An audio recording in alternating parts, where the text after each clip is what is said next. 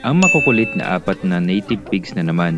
Mukhang natutunan na ulit nila yung kanilang lesson. Tapos na ang kanilang refresher course sa 10,000 volts electric fence.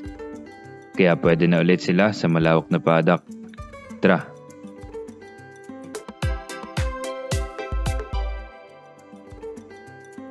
Hukay at puro dumi na ang training paddock ng native pigs at mukhang nasisikap na sila.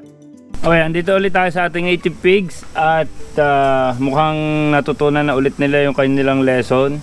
Tapos na sila sa training nila, sa training paddock nila para sa 10,000 volts electric fencing system. At panahon na ulit para sila ay lumabas sa kalawakan ng kanilang paddock. Kaya simulan na ang linisin ang palibot ng ating paddock para hindi naman mag-short ang fencing natin. Yung mga hinukay at mga dumi na nakalapat dito, si John Paul ang nagpala. Kami naman na Jayman ay nauna nang umikot sa paddock para i-check ito.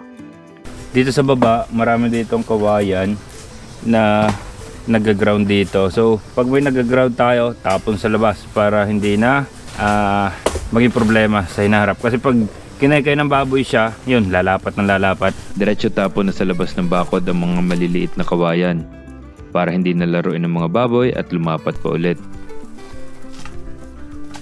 Inikutan lang namin ang buong bakod. At pagdating ko sa side na ito, may nakaharang na nakawayan. So itong labong na to, nakahalos dikit siya dito sa ating fence. Tatanggalin natin. Pinutol ko muna sa gitna kasi hindi ko madukot eh. Sinagad na lang namin ang putol para may daanan na ulit. At umabot na ulit kami sa may training paddock natin sa paglilinis. Okay, so nalinis na natin yung palibot. Yung mga poste natin, medyo iangat natin ng konti para mas malayo sa contact sa ground natin. So medyo malalim na yung pagkakalubog nila. Tatanggalin natin, tapos ilulubog natin ng bago para mas matibay naman. Gumawa lang ako ng panukat para kahit 3 kami naglulubog, pare-parehas lang ng height. Umikot lang kami hanggang nagkasalubong sa ibaba sa may ilog. Inalas ko muna ang connection ng energizer. Baka naman mangisay tayo eh. Binuksan na namin ang harang sa training paddock. Nakatahi lang naman yan ng alambre eh. Siyempre inulit din namin ang mga poste dito sa loob para naman mas maayos.